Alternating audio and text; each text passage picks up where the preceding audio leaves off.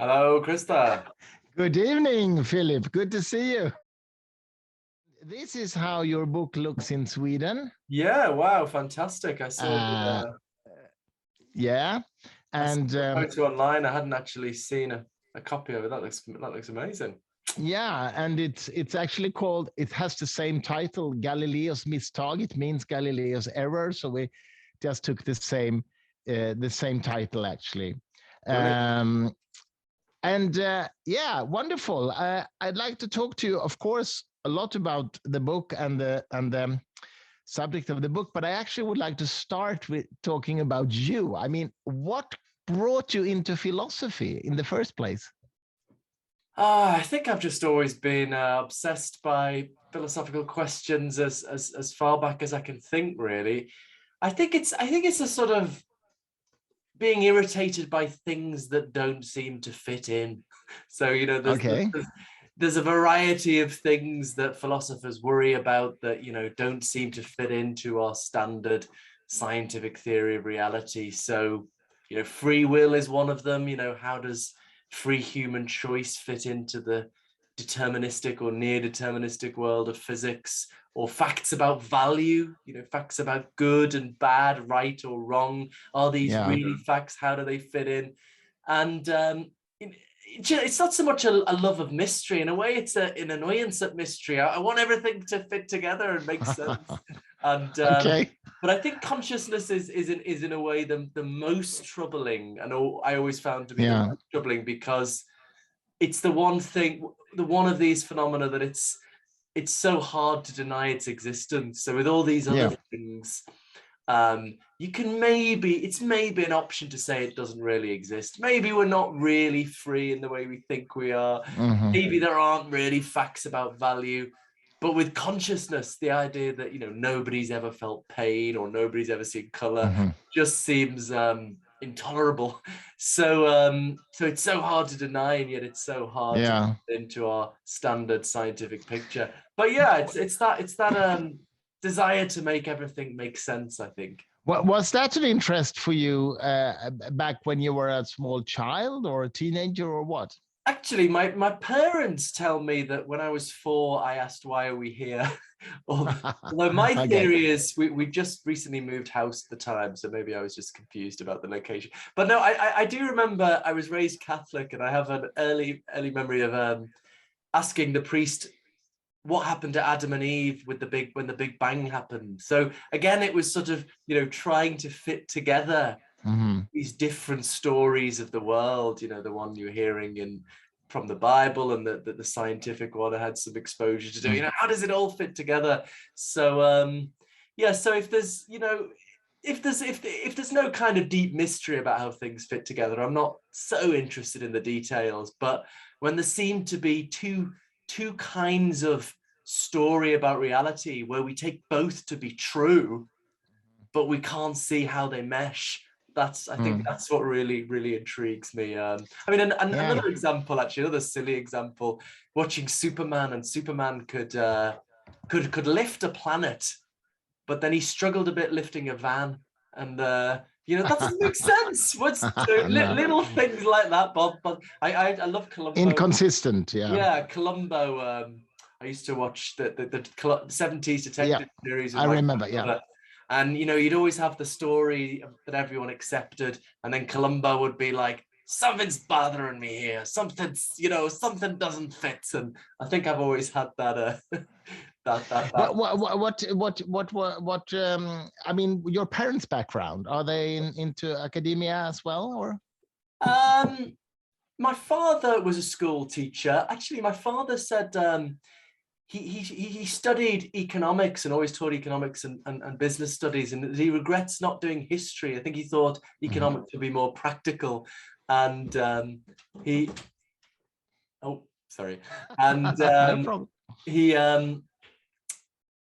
I think he thought he that could have been his way more of pursuing the truth as he saw it in search for understanding history. And yeah, I think that yearning for truth, I think, is something that rubbed off. And you were raised Catholic, you say. Do you still consider yourself a Catholic? No, I mean, I talk about this a little bit in the book. Yeah. So I refused to get confirmed when I was 14, and left religion for a long time. Actually, in my early 30s, I returned to religion. I think a sort of yearning for the things that I really appreciated from a religious upbringing: the community, spiritual practice, marking the rites of passage and the changing of the seasons, that connection to tradition. So I now describe myself as a practicing agnostic. So I do go to church, which is incredibly unusual for someone my age in the UK. The Church of England rather than Catholic Church, which I find is somewhat more liberal. But I mean, I don't know if Christianity is true. It was a long time ago. It's a bit hard to say. But I get value out of engaging with it as a possibility and in connecting to my tradition, to my community, and so on. So yeah, that's where I'm up to. It's like a meditation, in some sense for you, maybe. Yeah, I mean, I wouldn't say it's entirely just about spiritual practice. I do, I suppose, feel in some sense a feeling, a hope that I'm connecting to something greater, that it's hard to totally pin down. But yeah, I suppose. Oh, we're getting deep now. I suppose in some sense, Yes, that's fine. It's important to me to live in hope that there's a purpose to existence, and to see what I'm doing as in some small way contributing to that greater purpose. So I don't think I would say I know that there's a purpose to existence, or even think there's a high probability of that, but I don't think you have to have certainty or high probability to have faith in something. To take an analogy, if suppose you have a friend who's very, very unwell, and maybe that there's not a good prognosis, and maybe there's only 30% chance they're going to make it. You shouldn't believe they're going to get better, but it's perfectly okay to say, I have faith that you're going to get better. I'm going to choose to orientate my life to that possibility. So I think it's that sort of faith-based attitude that I take to religion. I understand. Yeah, I really understand. Tell me, okay, and then as a teenager, when did you meet philosophy in the traditional sense for the first time? What philosophers influenced you first? So I did a little bit of philosophy at high school. I didn't do incredibly well at it, actually. Somehow I did. I mean, we did Plato and Descartes, and I think, I mean, I guess it's somewhat of a cliche to Plato and Descartes, but I think that those two figures have really stayed with me, and I think there's something they both got right. Descartes' central conviction that the mind is better known than the body. It's very easy to get ourselves into the thinking that maybe the world around me is an illusion, maybe I'm in the matrix, maybe I don't even have a body or a brain, maybe this is all part of an illusion put into me by evil computers or an evil demon, as Descartes put it. But the idea that I'm not really conscious, I'm not really having an experience of having a body and a brain and of talking to you right now, that just seems much harder to make sense of. So I think that's something Descartes got totally right. And after that, when he tried to prove the existence of God and so on, it went a bit awry. But also Plato's idea that as well as the physical world, there is an eternal, timeless world of logical and mathematical, perhaps moral truth. I think there's something right there too, and I think maybe we're going through a period of history where we're so blown away by the incredible success of natural science and the incredible technology it's produced, that we become inclined to think that the story we get from natural science is the complete story of reality. But I in my view, this connects to the book, the reason natural science has gone so well is because for the last 500 years, it's focused on a quite narrow, specific task, namely accounting for the data of public observation and experiments. And I think there are things we know in other ways. In the case of Plato, through reason, our access to mathematical realities through reason, and the logical structure of reality that's not observable with the senses, not something you get at through looking down a microscope. But I think it's nonetheless part of reality, and a part of reality that's accessible to us in a quite different way.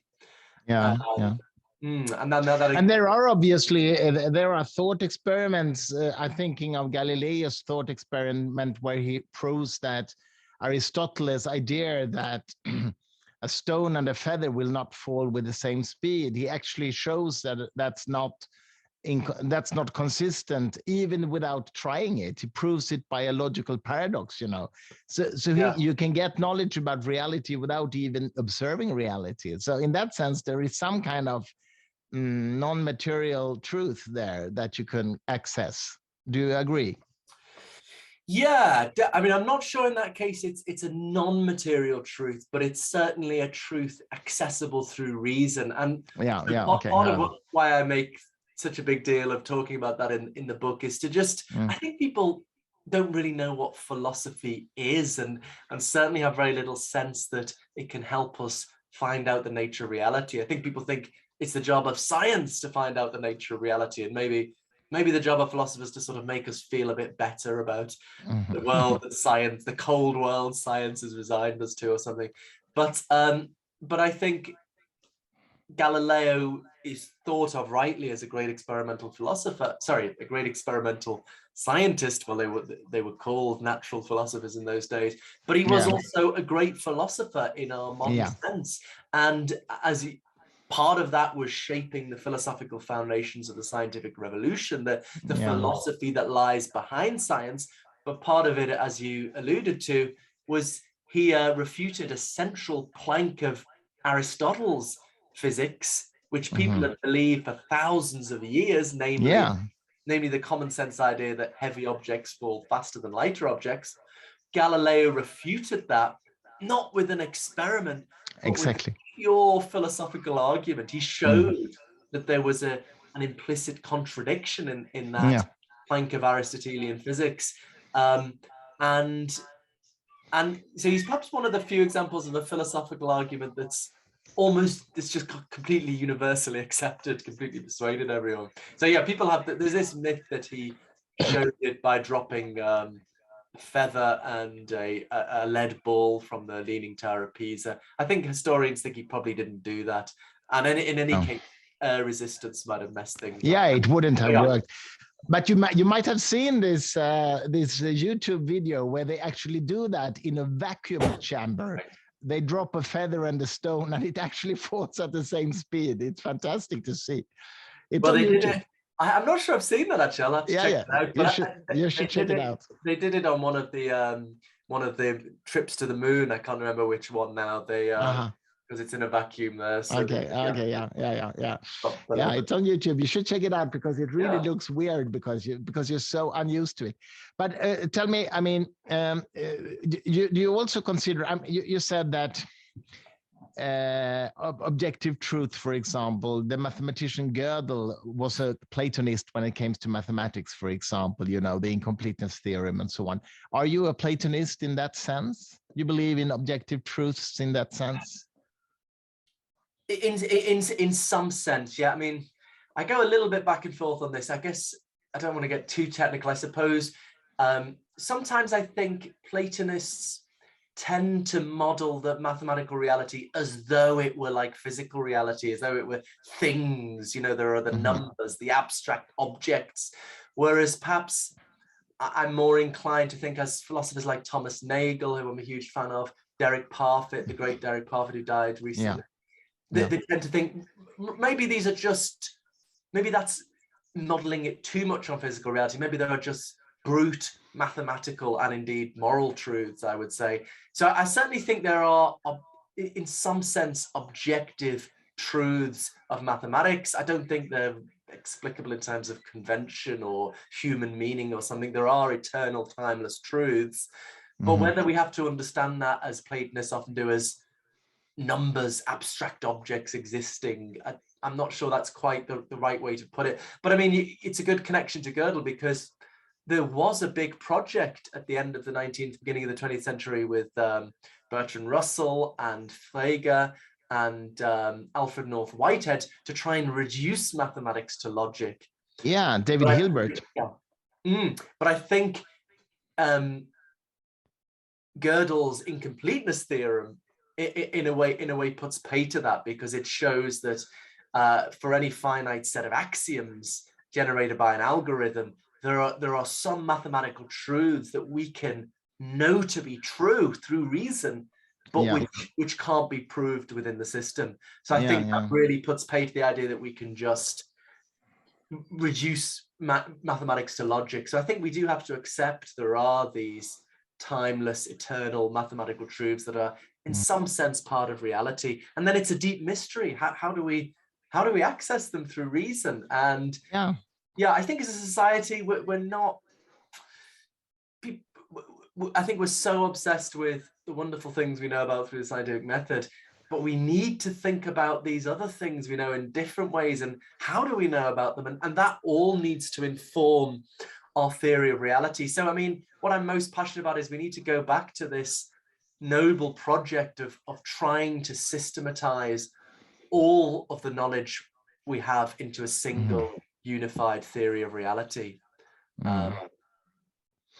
I mean, at least Gödel showed that truth is not equivalent to probability. I mean, that's not the same thing, and that's a quite deep thing, I think, at least. Yeah. So how do you think he showed that? Was that connected to the? I mean, and truth is not the same thing as probability, in the sense that there are truths that are not provable within a certain I see. system. Absolutely. That's what I mean. Yeah. Yes. Yeah. It's not reducible to provability. Yeah. No, I mean, maybe there are some more nuanced ways philosophers of mathematics have tried to spin this, but yes, at least the more straightforward reductions in terms of provability.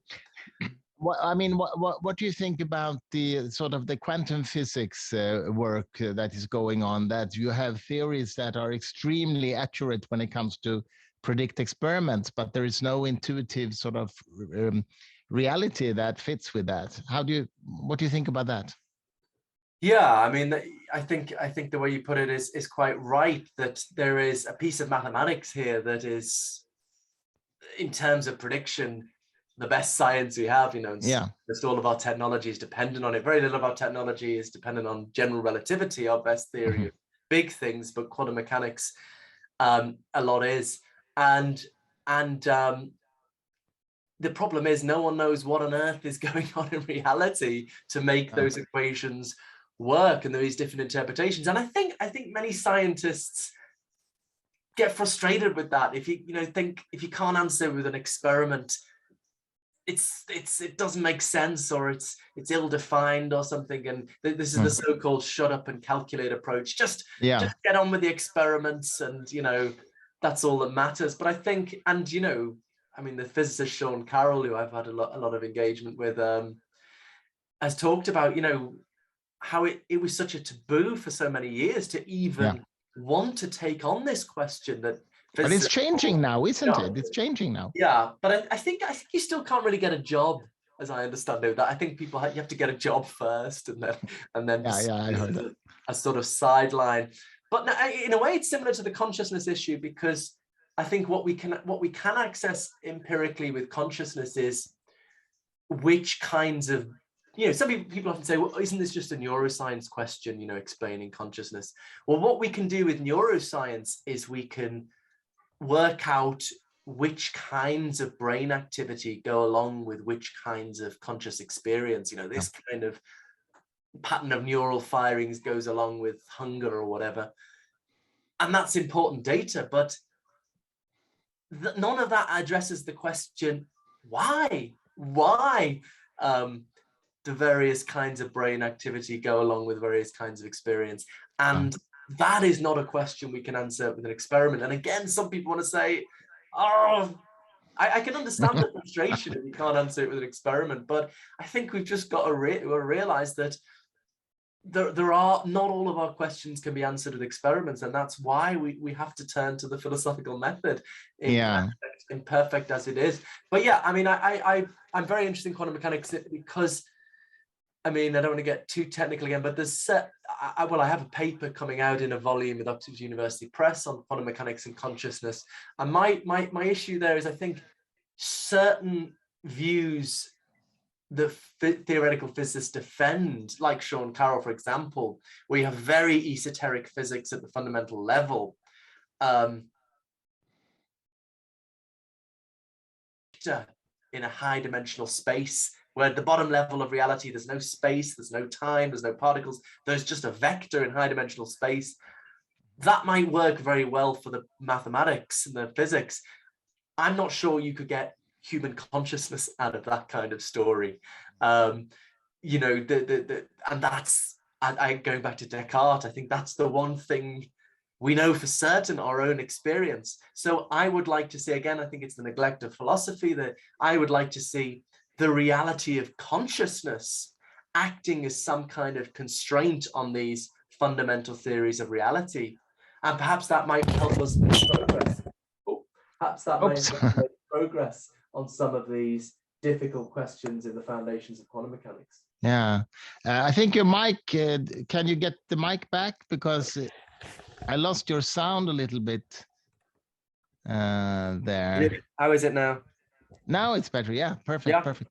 Did I finish the sentence again, or are we? Yeah, I heard it, but it was just a little bit weaker, but I heard it, so it's fine.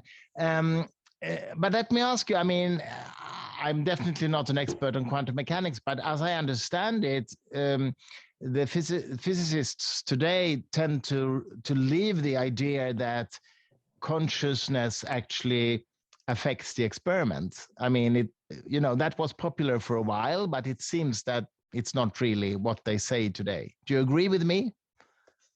Definitely, as a sociological observation, that is correct. I think for a long time, people it's always been there, that interpretation, and people just sort of ridiculed it or whatever. Recently, the philosopher David Chalmers and his co-writer, the philosopher of physics, Kelvin McQueen, have written a detailed spelling out an evaluation of that interpretation of quantum mechanics, that consciousness collapses the wave function. Now, they don't necessarily accept it, but they think, everything should be appropriate subject matter as long as you deal with it with seriousness, with rigor, with appropriate knowledge. And that's what they've done. And people can look at that on David Chalmers' website. It's very interesting. So to my own mind, I'm not so sympathetic to it. I mean, I can understand. I mean, I think one thing Chalmers says is part of the reason people have been opposed to it is because it seems to involve dualism, the idea that consciousness is non-physical. And then the idea is that it's when physical systems get entangled with non-physical consciousness that the wave function collapses. We think of it in terms of Schrodinger's cat. When the box is shut, the cat is alive and dead.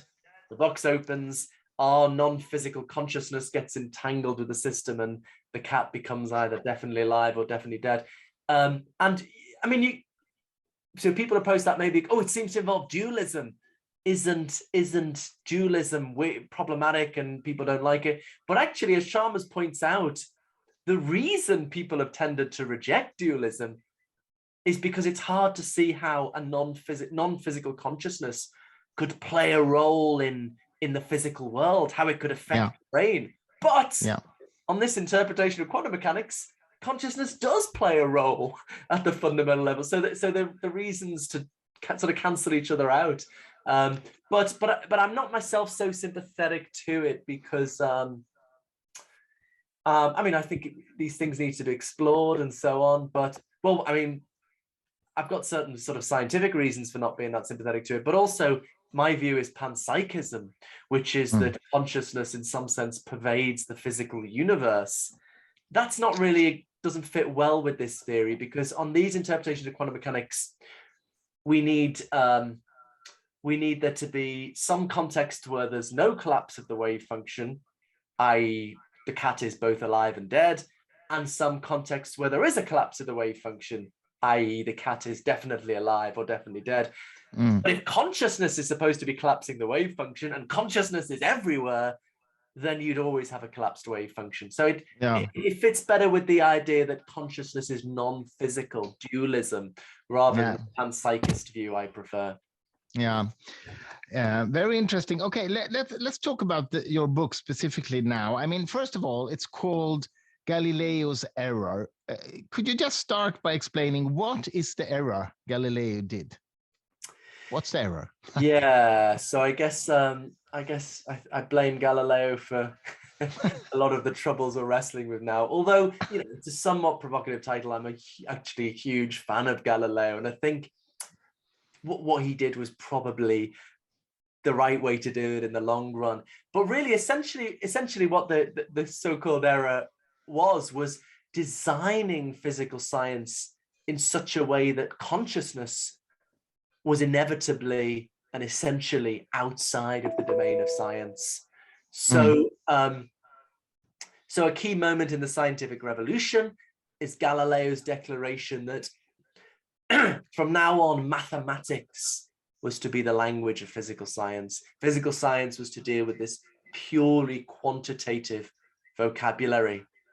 But Galileo appreciated, I think, that you can't capture the qualities of conscious experience in those terms. If you think about, you know, the redness of a red experience, or the smell of coffee or the taste of mint, you can't capture these qualities of experience in the purely quantitative language of mathematics. Like an equation can't capture that deep red you experience as you watch the setting sun, for example. In fact, before Galileo, people thought these qualities were out there in the physical world. So kind of colors are on the surfaces of objects and smells are floating through the air. But this was a problem for Galileo because he wants to completely describe the physical world in mathematics. So he said, look, if we want a mathematical science, we need to take the qualities out of the domain of science. So Galileo said, right, all those qualities that seem to be out there in the physical world, actually, they're just in the consciousness of the observer. So if you're looking at this cup, the blueness isn't really out there on the surface of the cup. It's in my consciousness as I observe it, or the spiciness of the curry isn't really inside the curry. It's in my consciousness as I consume it. And the consciousness is taken to be outside of the domain of science. So Galileo strips the world of its physical qualities. And after we've done that, everything can be described in the purely quantitative language of mathematical geometry. All that's left are things like size, shape, location, motion, things we can capture in mathematics. So this is the start of mathematical physics.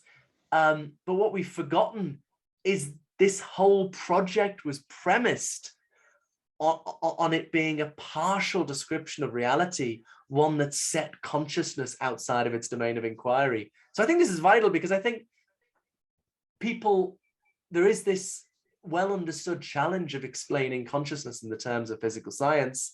But I think people still say, oh, you know, it's going to be done eventually. Look at the great success of physical science, explaining so much, the wonderful technology. Of course, it'll one day explain consciousness.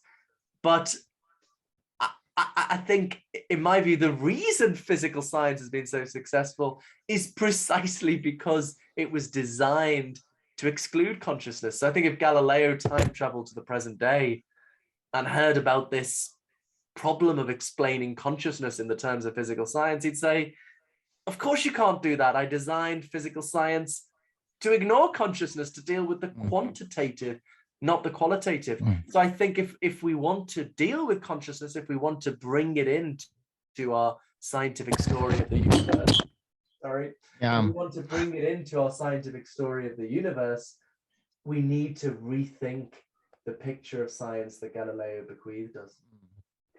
Yeah, the mic needs to come back. I heard you, but not as good as before. Sorry about that. It's no problem.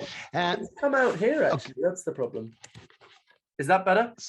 Yeah, that's much better.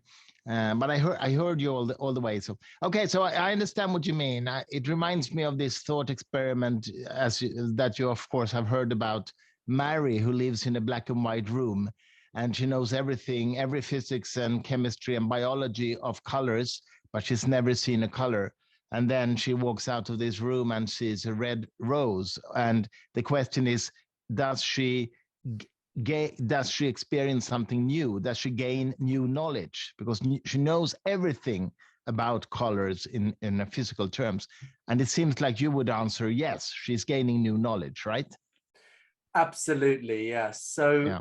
So I think this is a contemporary Well, way, making more vivid that instinct that Galileo had 500 years ago. I think that, as I say, these qualities we apprehend in our, I would just invite viewers or listeners to just attend to their experience right now, the colors, the sounds, the smells, the tastes.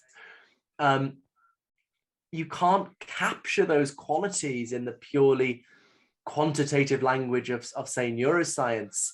And, one way of pressing that is to say, a colorblind neuroscientist, no matter how much neuroscience they learn, is never going to know what it's like to see red, is never going to fully understand the qualitative character of a red experience. I mean, I talk about the color scientist Nut Norby in the book, who is an expert in color science, but lacks cones in his eyes, so he can't see black and white, and so he can only see, black and white and certain shades of gray. And he talks about how he can't fully understand the qualities of color experience. So the Mary thought experiment is a way of making this vivid. That so the fictional character by Frank Jackson is raised in this black and white room. She learns everything that goes on in the brain when people see colors, what changes in the retina of the eye depending on the wavelength of light, the changes that makes in the neural firings, how that leads to behavior. She knows all that, but she's only ever seen black and white and shades of gray. Bit of a far-fetched thought experiment. But then one day she's liberated from her room and she sees, let's say, a red rose on the doorstep, on the threshold of her prison, her black and white prison. And she sees red for the first time. And the thought is that at this point, she would learn something new. She would gain some new information, namely that what it's like to see red, the character of a red experience. So there's some information that she couldn't get from the neuroscience that goes beyond what the neuroscience could ever teach us. And I think this shows us that there's some information about the nature of consciousness that can never be captured in the terms of physical science, that will always go beyond that. Okay, but okay, the idea of panpsychism now, I mean, first of all, before we discuss it more deeply, it seems to be trending. I mean, it seems like more and more people talk about panpsychism, and it's sort of being brought into the serious philosophical discussions, maybe from a little bit more new age culture. Or would you object to that description? No, I think it has. It very much has. Yeah, I think there are a couple of reasons for this. In academic philosophy, as I talk about in my book, there's a rediscovery of a certain approach to consciousness from the 1920s by the philosopher Bertrand Russell and the scientist Arthur Eddington that has recently been, in some sense, rediscovered, and people taking very seriously as an exciting way forward on consciousness. So there's been a huge amount of publications on that in serious academic philosophy. A view that was just kind of laughed at for so long is taken seriously again. Also with the integrated information theory in neuroscience, one of the leading contenders that seems to have somewhat panpsychist implications.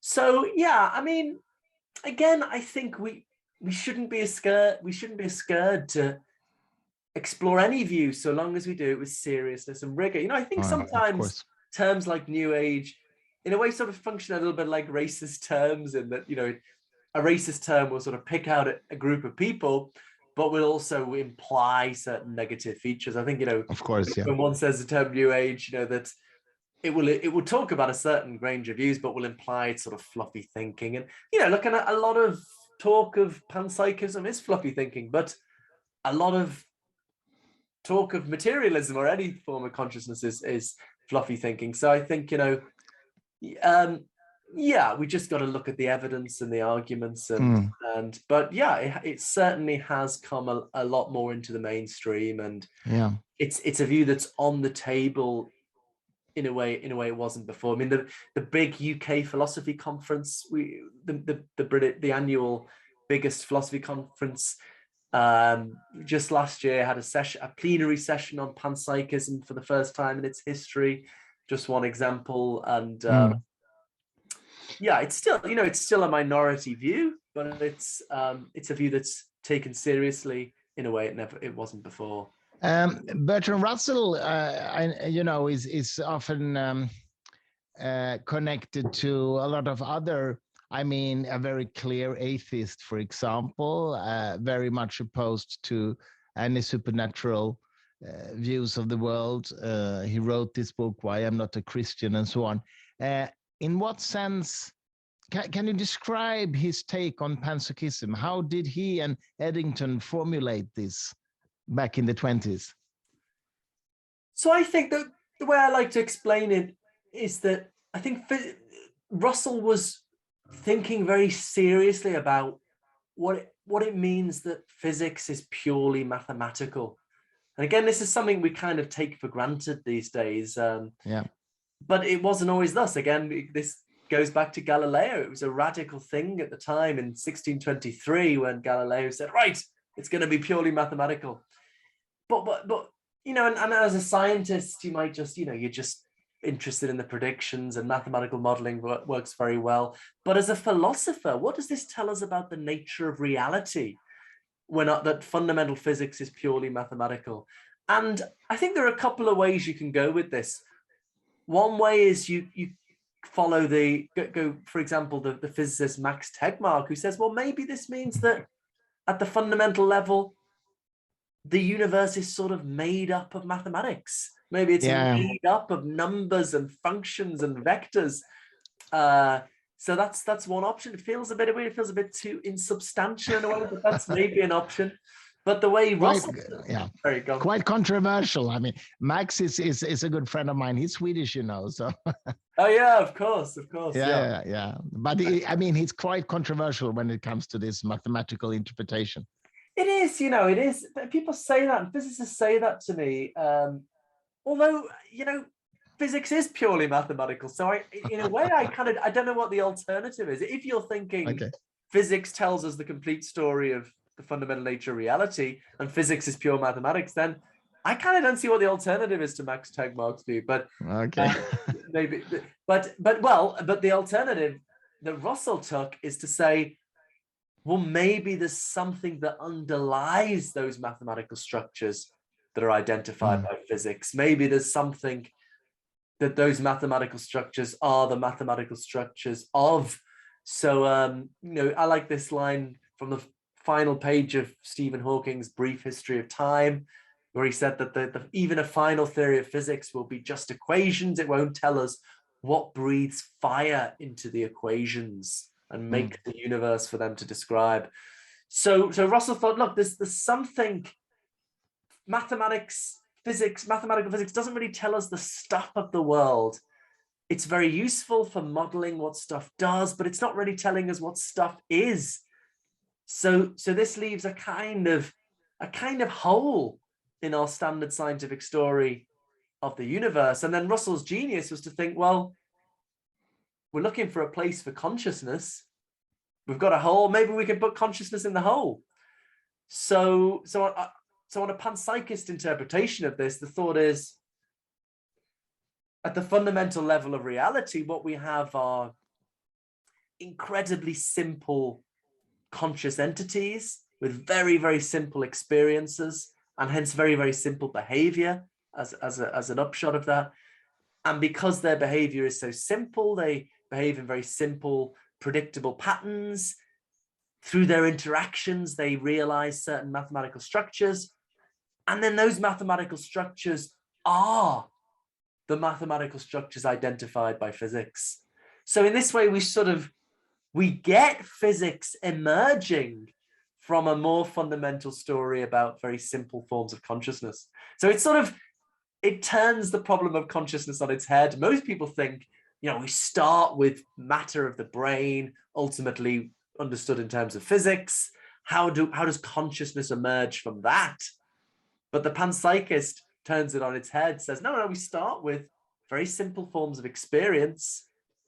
They interact and realize certain mathematical structures, and physics emerges from that. And strange as that might seem, I think that's just much easier to do.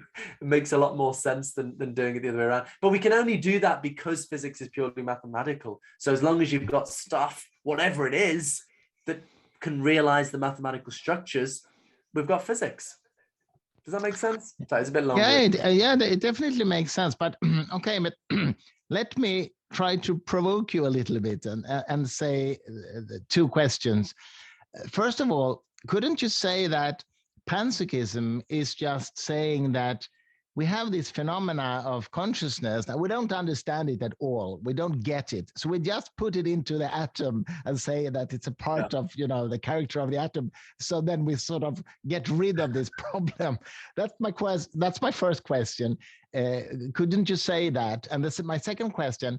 Okay, let's imagine it is a part of the atom. It is a part of the material world. Does this theory of panpsychism have any explanatory power at all? Because we still have to explain why consciousness arises in a brain but not in a stone. Right. Good. Okay, both excellent questions, and I appreciate the challenge. So on the first question, one thing to say is that there's plenty of precedent in science for non-reductive explanation. That is to say, where we don't explain a phenomenon in terms of something else, where we take it as fundamental. So a good example is electromagnetism. When Maxwell came along in the 19th century with his theory of electromagnetism, he didn't explain electricity and magnetism in terms of the postulations, the mechanical postulations and laws that science already had.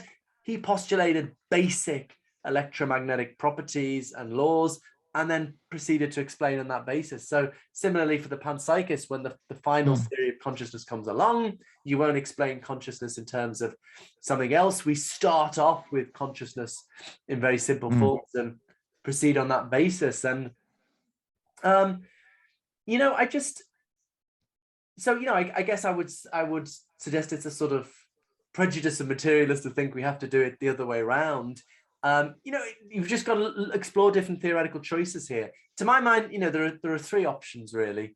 Either we can get consciousness out of physics, or we can get physics out of consciousness, or the dualist option, both the physical world and consciousness in the soul perhaps are both very distinct but fundamental things.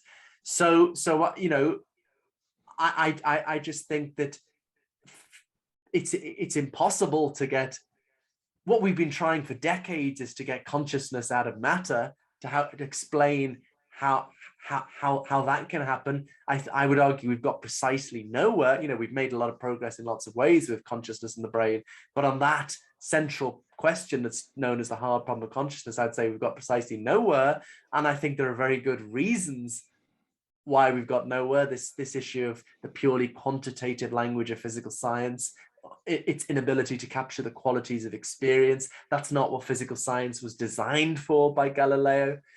Whereas there's another option, turn it on its head. We can get physics out of consciousness, and that is just actually really straightforward. So, okay, so that's I guess an attempt at an answer to the first question. The second question, you're quite right. It's not the end of the story to just say Panpsychism, the end, let's go home. It's rather a framework for a research program. So, I mean, a rough analogy, Darwin's idea of natural selection, that was a broad brushstrokes idea for how complicated organisms might have emerged without intelligent design. But of course, it took, a century to get to DNA, and we're still going. So Russell-inspired panpsychism is a general framework for how consciousness fits into the physical world, and it will take a long time to fill in the details. And I mean, what I'm quite excited about is we're moving on now. As you say, panpsychism has become more talked about, more accepted, and it's starting to move on to not just justifying its existence, but a proper research program. I've since writing Galileo's Error, it was published a couple of years ago now in the UK and the US. I have scientists contacting me, and this connects with their research. There was recently published with the Journal of Consciousness Studies a special issue people might be interested in of 19 essays in response to Galileo's Error, not just by philosophers, but also by leading scientists like Carlo Rovelli, Sean Carroll, Lee Smolin, Anil Seth, Christoph Koch, many of them wonderful. Critical, as this should be, but that's wonderful. But some supportive, and I reply to all the essays. Most of them are online actually, and linked to from my blog, which is linked to from my website, philipgoffphilosophy.com, if anyone wants to look at some of them. So, and I would like in the near future, we just last weekend had a conference on panpsychism, actually, just with philosophers, actually.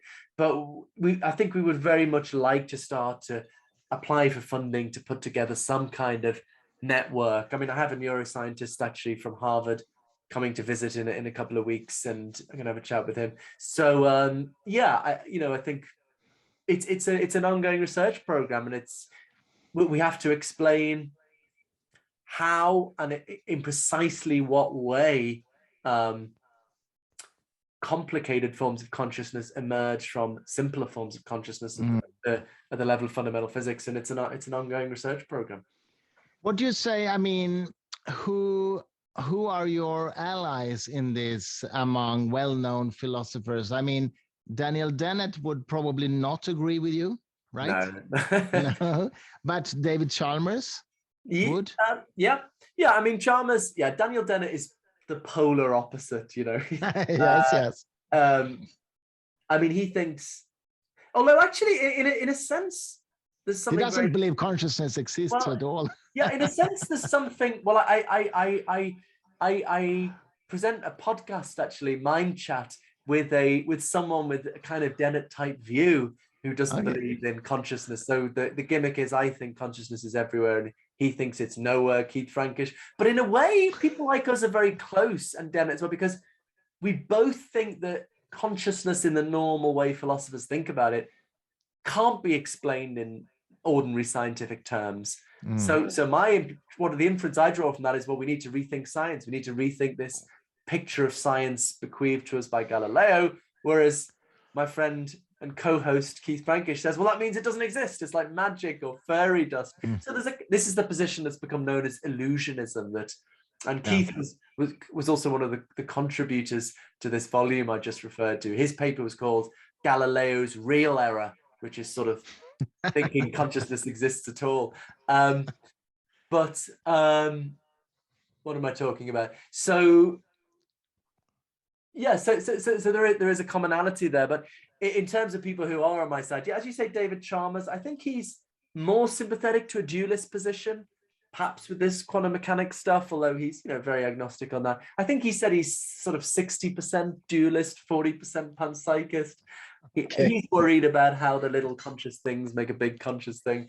I mean, there are a lot of great philosophers. This conference we just had last weekend, two people I talked about in my book, Luke Roelofs and Hedda Hassel-Mørch, who's a Norwegian philosopher. Luke Roelofs is an English philosopher, but currently at New York University. Angela Mendelevici is another good philosopher. So Itai Shani. So yeah, I mean, I suppose it depends. I suppose there's a broader camp in the anti-physicalist camp, those who think, we can't account for consciousness in straightforward materialist terms. If you want the stats on this, actually, there's the Phil Papers survey, which was a survey of Anglophone philosophers' opinions conducted recently of, does God exist? Do we have free will? And so on. And 50% on consciousness, 50% of philosophers said they were materialists. About 30% said they're anti-materialists, and then 15-20% undecided. And then of the anti-materialists, about 2/3 are dualists and 1/3 panpsychists. Wow. So panpsychist is the third position, but that's the last time they did the survey, panpsychism wasn't on it. So it's very much on the table in a way it wasn't. Yeah, it is on the table. Yeah. So definitely. so allies are sort of the anti-physicalist camp is very significant minority. Dualists are a smaller, but definitely, I don't think you could call it fringe anymore. No. What's Carlo Rovelli saying about it? I just read his book Helgoland, which was really interesting, describing quantum physics as a sort of relational model to reality. But I don't know his opinion on panpsychism at all. What is he saying? Yeah, so he's not someone on my side of the debate exactly. I guess he's a more traditional materialist. Absolutely fascinating thinker, as you say. Yeah, a joy to read. I've learned a lot from reading his books. Traditional materialist in the sense that he thinks, at the fundamental level of reality, it's just what physical science tells us about. What his contribution to this volume was, though, that was saying that in a sense, relational quantum mechanics that you just referred to could be seen in a sense as a kind of panpsychism, that that things don't have existence. Things aren't. It's not 19th century physics where things are shut off in their own little windowless cells. Things have their reality in relation to each other, and you can think of that. He thinks it maybe a little bit closer to our idea of mentality, that in a sense he says things have perspectives, they are for each other.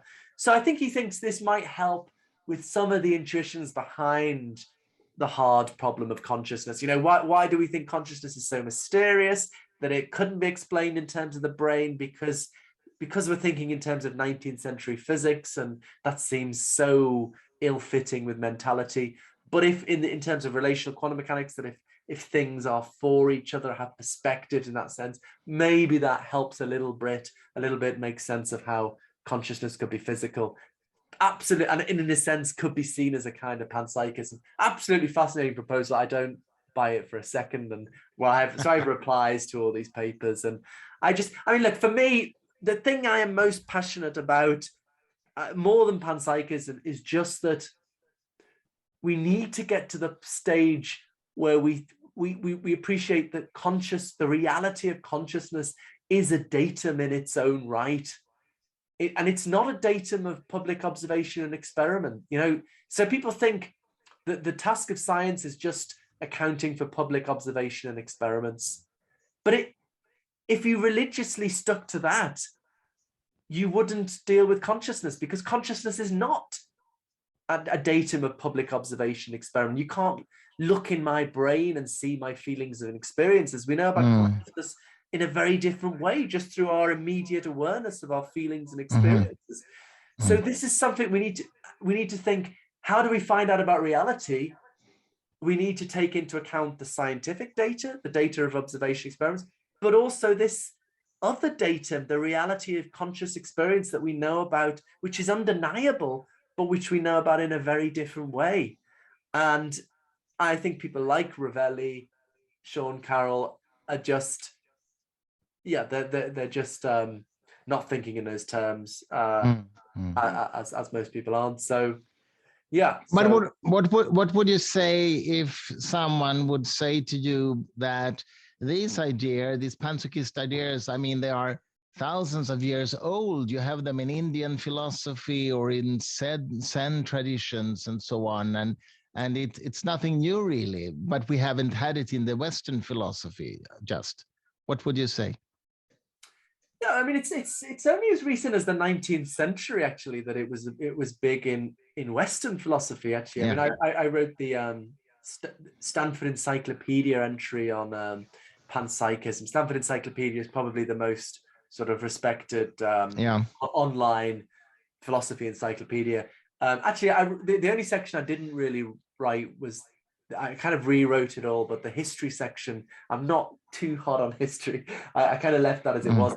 It's still unfortunately just Western philosophy. I think it really needs to be updated to be Eastern philosophy as well. But it's only as recent as the 19th century that idealism or panpsychism were really, really big mainstream positions. I think it's just from the 1950s, after the war, we start to get this materialist, maybe kind of anti-philosophical zeitgeist. I mean, so I think we're going through a period of history where, as I say, you know, we're so blown away by the success of physical science.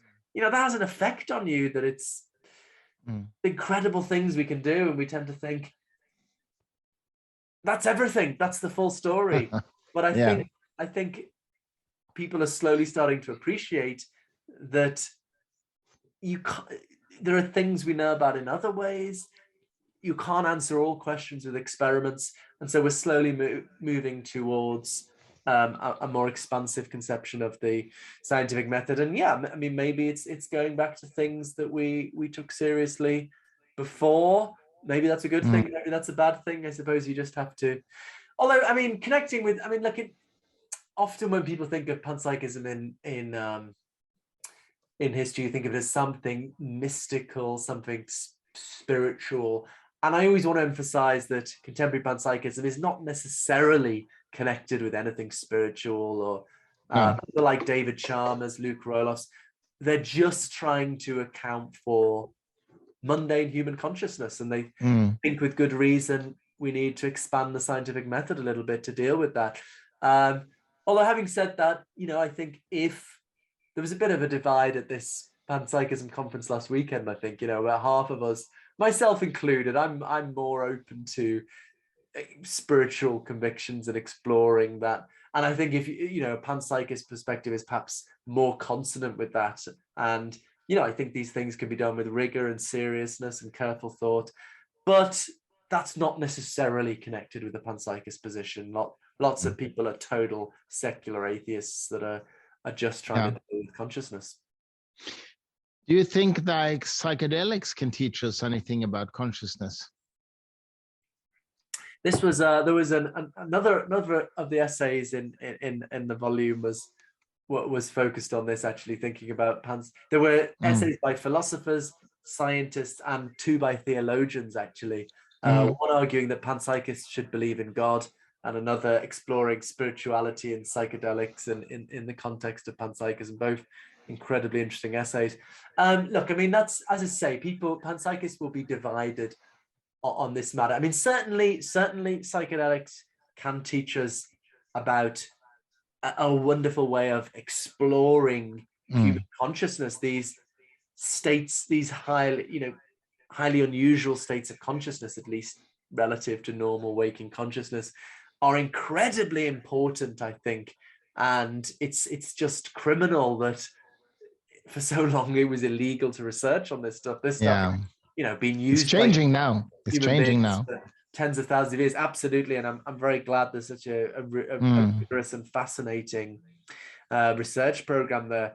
I mean, as to whether, you know, linking it to spirituality and whether there are realms of reality that are accessible in these distinct states of consciousness, obviously a more controversial question. But I suppose if you are already a panpsychist, you can be maybe more open to taking that possibility seriously. So I mean, suppose you take some psychedelics and you have this experience that there's a higher form of consciousness at the root of all things. if you're a materialist and you think the fundamental story is physics, then you've got to think that was a delusion. But if you're a panpsychist and you already think that there's consciousness at the fundamental level of reality, it's less of a leap to take seriously what that mystical experience seemed to be telling you.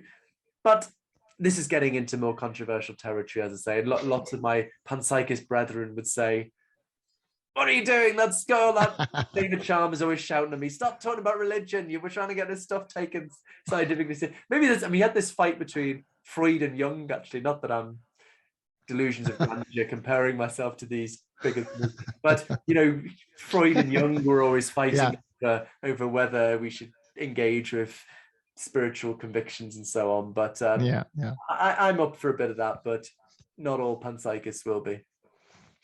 Okay, one last question. I mean, this book is really a wonderful read and very thought provocative in many ways, or thought expanding is a better word. But tell me, what's your next book project? Are you writing something after this?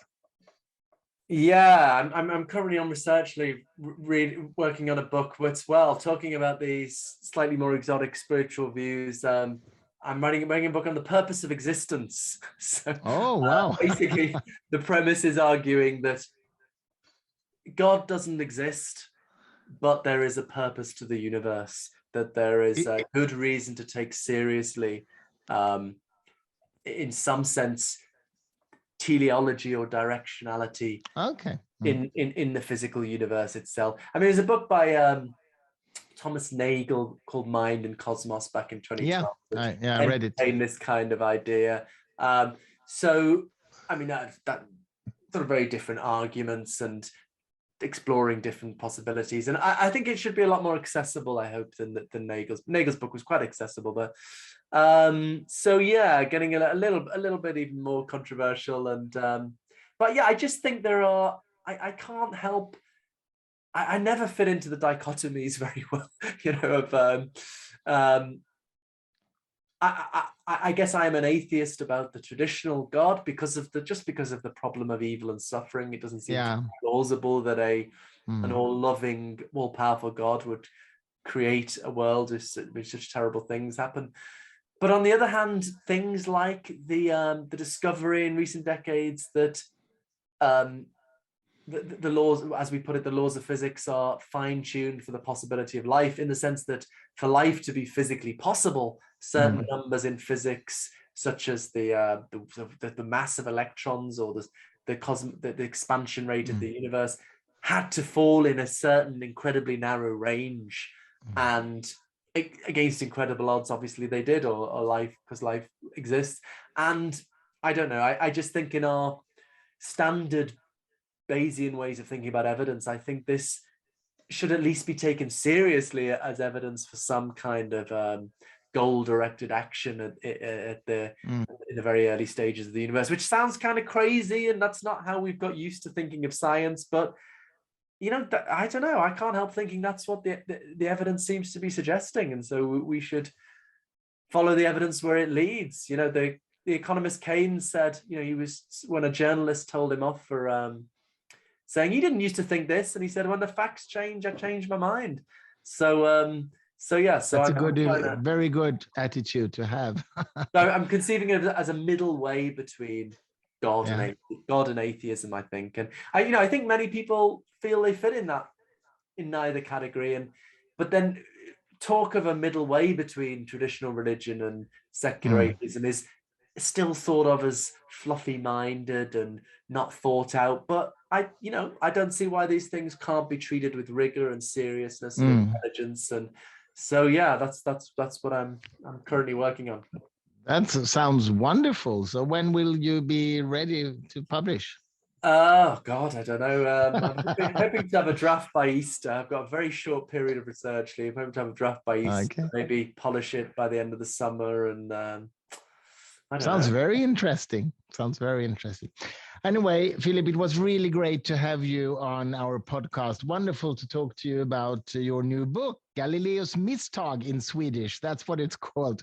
thank you for being on our podcast. Well, thank you very much. If people have any follow-up questions, I'm always arguing on Twitter, Philip_Goff on Twitter, and my website, philipgoffphilosophy.com. Lots of videos and talks and stuff there. So yeah, thank you very much. I'm really looking forward to hearing what Swedish readers think of it.